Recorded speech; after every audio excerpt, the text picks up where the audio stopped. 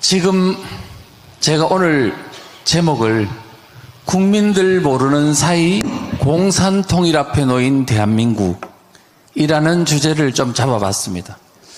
여러분들께서는 이미 사상 분야를 이해를 하시는 분들이 참 많이 있습니다만 우리가 한 번 더 정리를 해야 될 필요가 있다 싶어서 제가 말씀을 드리려고 합니다. 첫째는 제가요 3가지를 오늘 말씀드리려고 하는데요. 첫째는 우리 지금 공산통일 앞에 놓여 있게 된 이유를 하나는 첫째는 북한의 대남 공작이 어떻게 대한민국 정권 장악하는 쪽으로 이렇게 작동이 됐는가 하는 부분 하나고요. 두 번째는 문재인 정권과 더불어민주당 정권이 대한민국을 어떻게 체제를 바꾸어 왔는지 그 중요한 포인트를 좀 제가 말씀을 드리려고 하고요. 세 번째는 지금 이들이 체제를 바꾸고 하는 어떤 중요한 수단으로 지금 마을을 장악하는 방법을 사용하고 있다는 점 3가지를 말씀드리겠습니다. 자, 그래서요, 지금 우선 먼저는 북한이 대남 공작을 통해서 대한민국을 접수하려고 한 시도가 이게 어제 오늘 일이 절대로 아닙니다. 그래서 중요한 내용들을 제가 말씀을 좀 드리게 보겠습니다. 북한의 손안에 놀아나는 대한민국이라고 약간 야하게 붙여봤습니다. 지금 지금 이 내용은요, 2013년도 9월 2일 노컷뉴스에 나온 기사 내용입니다. 뭐라고 되어 있냐 하면 군자산의 약속, 그리고 이석기 사진을 걸어놓고 그 다음에 야권연대 실현될 뻔 이런 내용으로 되어 있습니다. 이게 무슨 내용인가 이게 굉장히 중요한 함축된 의미가 있습니다. 그래서 제가 이제 이것을 설명을 드릴 텐데요. 우선은 자, 군자산의 약속이 뭐지? 제가 보니까 2001년도 9월 달에 군자산의 약속이 일어났습니다. 충북 괴산에 가면 군자산이라는 산이 있고 거기에 보람원 수련원이라고 있는데 거기서 우리나라의 전국연합이라고 주사파의 전선체인 전국연합 대표자들이 한 700여 명이 모였습니다. 거기서 중요한 결의를 했지요. 그런데 사실은 거기서 뭐가 결의가 됐느냐 하면은 가칭 주제가요 3년의 계획 10년의 전망. 그게 무슨 의미냐 하면요 자기들끼리는 그렇습니다. 3년 내에 광범위한 대중조직화를 통해 민족민주정당 건설로 10년 내에 자주적 민주정부 및 연방제 통일조국을 건설하겠다. 그러니까 적화통일을 하겠다는 거죠. 10년 내에. 자, 그런데요, 이거를 좀 설명을 좀 해드리면 핵심은 이렇습니다. 주사파들이 정당을 창설하지는 않았어요. 그런데 이제 그 전해 2001년도에 만들어진 민노당 내로 이제는 주사파들이 본격 정당으로 진입하겠다. 그래서 이 민노당을 당권을 장악해서 3년 안에 당권 장악해서 그 정당을 발전시킨 후 10년 내에 정권을 차지하겠다. 10년 내에 정권을 차지하겠다는 그 뜻은 2012년 대선에서 정권을 쟁취하겠다는 뜻입니다. 제가 그 상황을 봤을 때 웃긴다. 아니, 민노당으로 들어가서 3년 내에 당권 장악하는 건 이해하지만 그 정당, 국회의원 한 명도 없는 이 신생정당을 가지고 10년 내에 국민들의 표를 통해서 정권 잡는 게 가능할까? 저는 그렇게 생각했습니다. 그런데 10년 뒤에 2012년 대선을 보면서 얼마나 제가 놀랐는지 모릅니다. 진짜 실현될 뻔했다는 이 기사의 말이 정확히 맞는 말이기 때문에 제가 그게 어떻게 돼서 그리 됐는지를 제가 설명을 해드리도록 하겠습니다. 여러분들이 간첩단 사건은 잘 아십니다. 2006년도 10월 달에 있었던 1심의 간첩 사건. 김승규 국정원장이 조사를 해가지고 이거를 이제 그나마 한 5명이라도 이렇게 구속시키는 바람에 국민들이 알아서 그렇지, 만약에 몰랐다면 아마 지금은 대한민국은 적화 상태에 들어갔을 거라고 봅니다. 그런데 그 1심의 사건, 그 다음에 2011년도 8월 달에 있었던 인천 중심으로 활동하던 간첩단이 적발된 왕재산 간첩단 사건, 그 다음에 작년 2011년도 7월 달에 적발되었던 충북 동지의 간첩 사건, 이 세 개의 중요한 간첩 사건의 공통점이 뭘까요? 뭐냐? 이석기입니다. 이석기가 주도하는 경기동부연합이 여기에 핵심이, 이 간첩 사건의 핵심 주제라는 겁니다. 도대체 이게 무슨 일인가 하면, 제가 간단하게 우선은 결론부터 말씀드리면요, 1심의 간첩 사건이라 하면 북한의 대남 공작 기관이 남한 내에 정권을 장악하기 위해서 일단 민노당 내의 주사파 세력 중 가장 북한이 믿는 이석기가 주도하는 경기동부연합으로 하여금 당권을 장악하도록 공작하다가 들통난 사건이 1심의 사건입니다. 자, 그러면 민노당 내에 있는 당권을 장악하는 것은 이미 2003년, 그래서 딱 3년 뒤부터 그 다음 2006년도에 이르기까지 이미 완벽하게 이석기 경기동부연합이 당권을 장악했습니다. 자, 그리고 나서 그 다음에 세월이 흘러서 2011년도 8월 달에 있었던 왕재산 간첩단 사건은 여러 가지 공작이 있었겠지만 그 중에서 선거와 관련된 부분을 추출해서 보면 핵심은 뭐냐? 이석기로 하여금 문재인 정권과 이제 공동정부를 구성하는 겁니다. 당권 장악하는 걸 넘어 정권을 장악하는 것이 2011년도 8월 달에 들통난 왕재산 간첩단 사건이라고. 자, 그러면요, 작년에 적발된 충북 동지의 핵심은 또 뭐냐? 이것은 약간 좀 더 조사가 필요합니다만 제가 추정컨대는 이거는 이석기의 경기동부연합이 이미 민주당 내로 다 들어갔습니다. 곳곳에 다 퍼져 있습니다.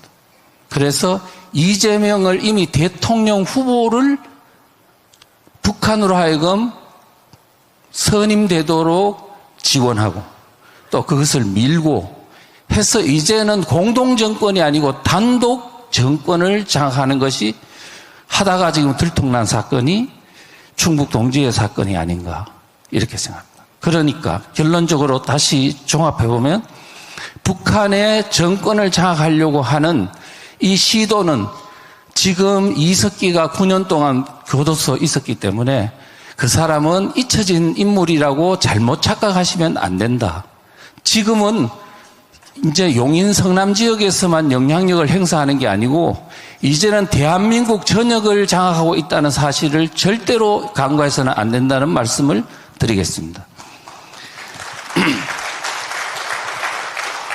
자, 그래서요, 이제 구체적으로 다시 보면요, 1심의 사건에 어떤 드러난 그 수사 자료들을 보면 잘 나와 있습니다. 잘 나와 있는데 어떤 내용이 되어 있냐면 당대표는, 여러분 아시죠?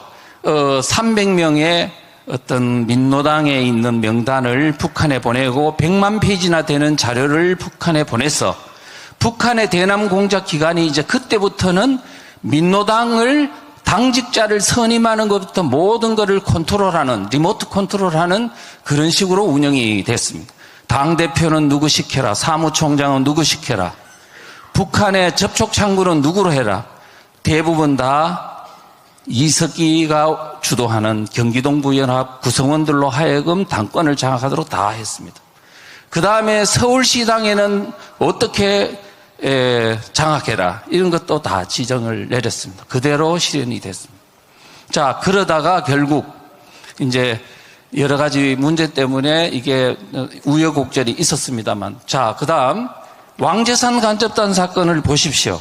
어떻게 되어 있냐면 두 가지 전략으로 북한에서 지령을 내렸습니다. 하나는 진보 대연합전술, 하나는 반보수 대연합전술, 두 개입니다. 하나는 민노당이 이제 진보신당과 갈라져 있었기 때문에 4명의 국회의원으로는 절대로 정권을 못 잡는다. 그래서 이제는 좀 더 큰 진보정당을 만들어라. 그래서 북한의 지령사항은 민노당을 중심으로 진보대 통합정당을 구성하라 하는 것이 지령입니다. 1차 지령. 그래서 그 다음에는 10월 이내에는 대통합진보당을 완성하라. 그래서 결국은요 12월 달에 완성했습니다. 통합진보당으로 완성됐습니다. 그 다음에는 또 무슨 지령이 있었냐면, 자, 통진당을 만들었으면 그 다음 민주당과 야권연대하라는 지령입니다.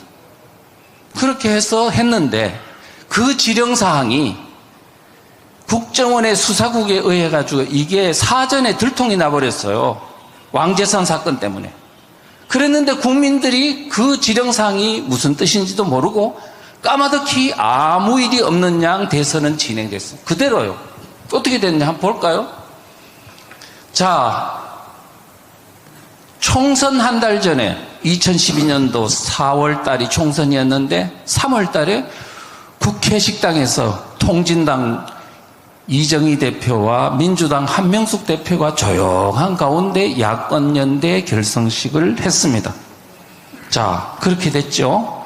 결성하고 나서 그 뒤에 뭐 백낙청이나 이런 사람들이 다 있는 거는 이미 사진에 보시는 바와 같습니다. 자, 그런데 4월 달에 총선을 후보 단일화를 해가지고 해보니까 통진당이 어떤 결과를 얻었냐 하니까 국회의원은 13석을 얻었고요. 국민 지지율은 10.3%를 얻었고 득표율은 220만 표를 얻었습니다. 자, 10.3% 정도 되면요. 이제 통진당이 국민들로부터 그 정도 얻은 상황에서 민주당은 문재인을 대표 후보로 하는 민주당하고 이제 단일 후보를 내세워가지고 문재인 대표 후보를 세워가지고 이제 공동정부를 구성한다고 하면 대선에서 이거는 필승입니다, 필승. 저는 그래서 그때 이제 대한민국은 바야흐로 60년의 역사를 이제 끝으로 자유민주주의 체제는 무너지는구나 이렇게 생각했는데 저는 그래서 살고 싶지가 않았습니다, 그때는. 그런데 대한민국 국민들은 공무원들도 국민들도 모두가 아무런 문제가 없는 양 생각하고 있더라고요. 그런데 저는 이렇게 끝나는구나 싶었더니 통진당 내분 사태가 일어나가지고요. 부정선거 이석기가 하도 부정을 많이 해가지고 그래서 내분 사태가 일어나서 5명이 구속되고 이런 사건이 있었죠. 그래서 이제 언론에서 그 내부를 이제 보도하고 한 2, 3개월 하다 보니까 국민들이 그제서야 깨달아가지고 이거 뭐야? 민노당하고 똑같은 거야? 이제 이때서 사람들은 정신을 차리기 시작했어요. 그래서 10%에 이르던 통진당 지지율이 점점점 떨어져서 2, 3%까지 이르니까 민주당이 드디어 야권연대를 깨더라고요. 그리고 문재인 후보 단독으로 출마를 했습니다. 그랬는데도 불구하고 2012년 12월에 있었던 대통령 선거는 어떻게 됐냐. 오전에요. 문재인 후보가 박근혜 후보보다 이겼다는 거예요. 2%. 그래가지고 오후에 놀란 그 많은 그 어르신네들이 지팡이 짚고 나와가지고 결국은 거기서 골든 크로스 일어나서 겨우 역전해가지고 박근혜 대통령이 후보가 됐다 이거예요. 자, 그러면 지금 얼마나 위험한 상황이 북한의 대남 공작에서 이루어졌다는 걸 알았더라면 이게 내 힘으로 된 게 아니라는 걸 생각하고 국민들이 모두 정신을 차렸어야 되는데 선거의 여왕이라는 그런 능력 때문에 된 줄 알고 모든 게 정상작동을 하다 보니까 결국은 2016년도 12월에 탄핵 소추라는 이런 어마어마한 역사가 그죠 대한민국이 폭풍 속으로 들어가게 됐죠. 결국은 이거는 박근혜 대통령 혼자의 잘못이라기보다는 우리 국민 모두의 사상에 대한 몰지각한 미각성, 그다음 북한의 어떤 대남 공작에 대한 실상을 모른 데 대해서부터 나왔다. 이렇게 이제 생각합니다. 자, 그 정도로 하고 충북 동지에도 보니까 이랬네요. 이거 2012년 대선과 관련된 거를 북한에다가 요청을 했어요. 뭐라고 했냐면, 그러니까 저작년이죠. 7월 18일 날 이 문화교류국으로 무슨 어떤 통지문을 보냈는데 이렇게 보냈어요. 이 지사가 민주개혁 세력의 대선 후보가 되도록 본사에서 적극 조치를 취해달라. 아니, 이재명 후보를 대통령 후보가 되도록 지원해달라고 북한에다가 지금 보냈어요. 그 다음에 북한에서는 또 뭐가 있냐 하면은 반응이 왔어. 답장이 왔어요. 이렇게 왔네요. 이재명이 대선 후보로 나서지만 아직 넘어야 될 산이 많다고 본다. 그가 당선되면 회사에서 바라는 통일 대통령이 될 수 있겠는가 하는 문제도 아직은 결론 내리기 어려울 것 같다라고 했어요. 그런데 나중에 후보가 된 걸 보면 분명히 뭔가 여기에는 이미 북한의 나름 어떤 결정이 있었다, 이렇게 생각이 됩니다. 자, 이런 걸 볼 때, 이게 우리 지금 대한민국의 정치판이 북한의 대남 공작 손바닥 안에서 지금 놀고 있다는 사실을 우리 국민들이 다 각성해야 된다는 겁니다. 자, 그 다음 두 번째는 더불어민주당이 어떤 나라를 만들려고 했나 하는 문제를 우리가 꼭 살펴봐야 하는데요. 여기서 반드시 알아봐야 될 거는 그들 2018년도 3월 달에 더불어민주당이 헌법 개정 초안을 만들었는데 우리 일반 국민들은 거기에 대해서 관심이 없어요. 그런데 저는 유심하게 봅니다. 왜? 비록 그게 기독교 세력에 의해 가지고 저지는 됐지만 그들이 어떤 나라를 만들려고 했는가에 관해서 그 속에 답이 다 있기 때문입니다. 자, 내용을 한번 볼게요. 다 치우고요. 몇 개만 딱 보겠습니다. 자유민주적 지본질서라는 말 속에 자유자를 뺐다가 3시간 만에 반발이 있으니까 다시 넣기도 했습니다. 자유를 빼려고 하는구나. 그 다음에 두 번째는 기본권 향유 주체를 지금까지는 모든 기본권의 향유 주체는 국민이라고 되어 있습니다. 이거를 국민을 사람으로 바꿨습니다. 사람으로 바꾸면 어떤 일이 벌어지냐. 이제 중국인도 이슬람인도 이제는 외국인도 다 기본권을 향유할 수 있게 되는 이상한 헌법이 되는 거죠. 왜 그럴까 계속 고민을 했는데 나중에서야 알게 됐습니다. 주민자치기본법을 딱 보니까 이제 대한민국의 읍면동 하부 마을 속으로 외국인과 조선족 같은 대거 중국인들이 공산주의, 사회주의 사상을 가진 사람들을 읍면동 마을로 다 퍼뜨리려고 하는 시도들이 이제 그거를 보는 순간 헌법 안에 왜 국민을 사람으로 넣으려고 했는지를 알게 됐습니다. 결국 대한민국의 하부 구조를 바꾸려고 하는 아주 음흉한 시도가 헌법 초안 안에 다 있었다는 겁니다. 자, 그 다음에 또 하나는요. 근로자를 노동자로 바꿨습니다. 근로자는 자유민주주의 체제의 시장경제 체제의 용어라면 노동자는 뭐냐면 그겁니다. 바로 마르크스적 용어죠. 그 다음에 양심의 자유를 사상의 자유로 바꿨더라고요. 사상의 자유로 바꾸면 뭐 어떻게 되냐? 결국은 국가보안법은 없어지고 공산주의, 사회주의, 주체 사상을 마음껏 조직하고 활동하고 선전하는 자유가 헌법상 권리로 보장이 되는 거죠. 그러면 대한민국은 끝나는 거죠, 사상적으로. 이와 같이 자유민주주의 체제를 해체하려고 하는 시도들이 그들의 헌법 초안 안에 다 있었는데 우리 국민들은 까마득히 모르고 관심이 없었다는 겁니다. 자, 그러면 이재명 문제를 한번 볼게요. 왜 봐야 되느냐?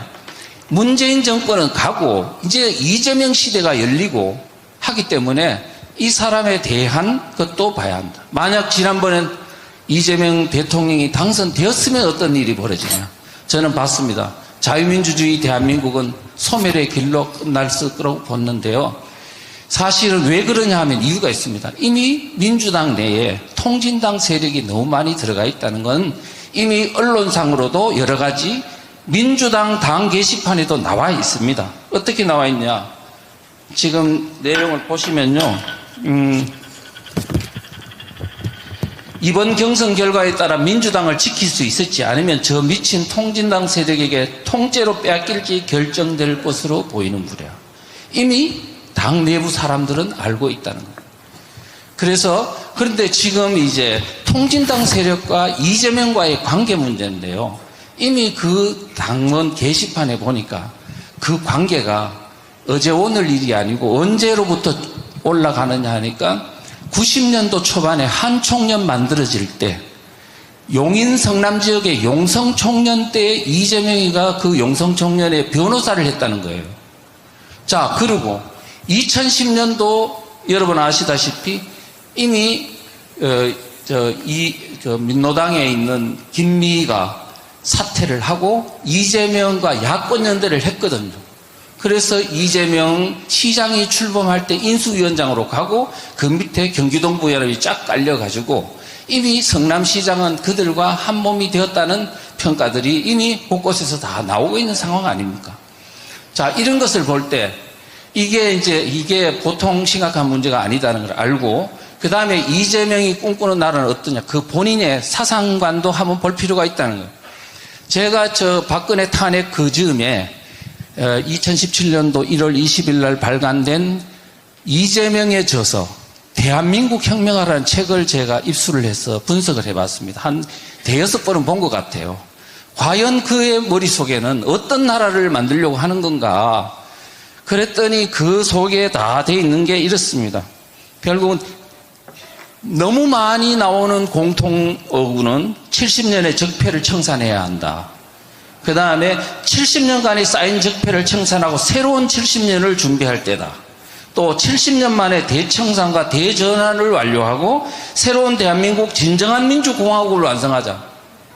그 다음에 본인이 통일 대통령이 되겠다는 의지를 분명히 밝혔습니다. 그래서 볼 때는 이제 그가 대통령이 됐을 때 대한민국이 그냥 멸절하는 게 사상적으로 뭐 사회주의 체제로 간다는 정도가 아니고 아마도 북한의 연방적 통일로 가서 결국은 김정은 체제 안으로 들어가는 그런 결말로 아주 나쁜 결말로 이를 가능성이 있다는 점을 우리가 우려하지 않을 수가 없습니다. 자, 마지막으로 마을로 간 체제 정쟁입니다. 지금 그들이 헌법에 보니까요, 그것도 더불어민주당 1조 3항에 뭘 넣는지 아세요? 이렇게 넣습니다. 대한민국은 지방분권 국가를 지향한다고. 저는 그 말이 무슨 말인지 모르겠더라고요. 1조에다가. 나중에 보니까 지방자치기본법을 만드는 걸 보고서 이 사람들이 지방분권을 가지고 대한민국 체제를 와해하고 새로운 그들의 나라를 체제를 만들려고 하는구나 하는 것을 알 수 있게 됐는데요. 가장 여러 가지 있지만 주민자치기본법의 가장 독소조항은 가짜 주민들을 마을로 대거 들어오게 하는 겁니다. 누가 가짜 주민이냐면 외국인, 재외동포 같은 조선족들을 대거 들어오게 하고요. 그 다음에 그지 읍면동에 소재하고 있는 누구냐면 직장이 있는 사람들을 다 주민으로 활동할 수 있도록 해놨어요. 자, 그렇게 되면 어떻게 되냐면 민노총이 기업체에 민노총이 다 돼 있으니까 민노총의 읍면동 조직이 이제 전국적으로 다 만들어진다는 겁니다. 자, 맞지 않습니까? 정교조 조직도 만들어지고요. 자, 그래 되면 민노총에 대해서 알아봐야 되겠죠. 민노총은 지금 뭐냐면 위원장이 양경수인데 이 사람이 누구냐 하면요, 바로 이석기가 주도하고 있는 경기동부연합 소속이고 그 다음에 이석기 후배입니다. 용인 외대 용인 캠퍼스 출신이고요. 그 다음에 이석기 석방 경기공동행동 대표를 했습니다.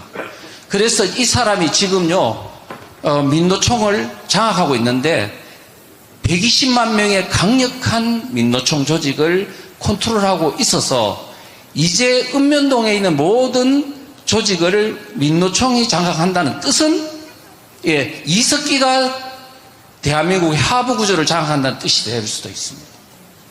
자, 이와 같은 어떤 상황에서 거기다가 그런 상황이 이루어졌고요. 그러면 자, 주민자치에만 문제냐고요. 주민자치에는 결국 목적은 이 사람들이 주민에 대한 그 사람들을 가짜 주민들과 함께 읍면동을 완전히 그들의 공화국으로 만들고, 그 다음에 돈까지 장악해서 그것을 주민들한테 많이 퍼줘가지고 주민들의 마음을 사로잡고 이제는 유권자로서 모든 어떤 그 표심을 자기들이 장악해서 이제들이 영구집권을 하겠다는 의도가 그들 속에 다 있습니다. 그건 베네수엘라 모델을 이미 가져올 때부터 다 그렇게 되어 있는 겁니다. 자, 그래서 그러면 주민자치만 문제냐 하니까 아닙니다. 주민자치에도 마을 좌파 활동가들이 장악하고 옆에 있는 뭐가 있냐면 마을 교육 공동체 권한도 장악합니다. 읍면동별로 모든 교육기관을 자기들이 장악하겠대요. 그 다음에 경제 공동체도 장악하겠답니다. 협동조합, 사회적 기업도 완전히 그들의 경제 생태계를, 먹거리를 장악하고 그걸 통해서 주민들을 자기들의 수중 아래에 넣겠다는 겁니다. 그 다음에 자치경찰제를 통해서 이제 작년 7월부터 자치경찰제가 이미 시행되고 있는데 그들 손아귀에 자치경찰에 4만 몇천 명이 그들의 영향권 아래 들어가 있습니다. 자, 이것을 전부 다 통합해가지고 결국은 대한민국의 하부구조를 만들겠다는 건데, 이렇게 그들의 나와바리에 마을이 장악되면 어떻게 하냐. 그 힘으로 국가 권력을 다 장악하는 게 입법권도 장악하고 행정 권력도 장악하고 사법 권력까지 장악하겠다는 거예요.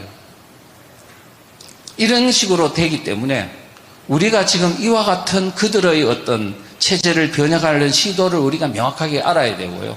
자, 그러면 우리가 지금 볼 때 아까 앞에 정광훈 목사님이나 다 말씀을 하셨지만 결국 대한민국의 지금 북한과 북한의 대남 공작, 중국의 공작, 좌파 정권과 정당들의 어떤 체제를 바꾸려는 시도, 민노총 정교조와 이와 같은 것들이 강력하게 있는데 우리 지금 대한민국의 자유민주 체제를 지켜려는 사람들은 몰라요. 대중들이라. 나는 몰라. 나는 내 세상 살게 바빠. 이렇게 하다 보니까 결국은 체제 수호를 위해서 줄 당기는 선수가 없다는 거죠.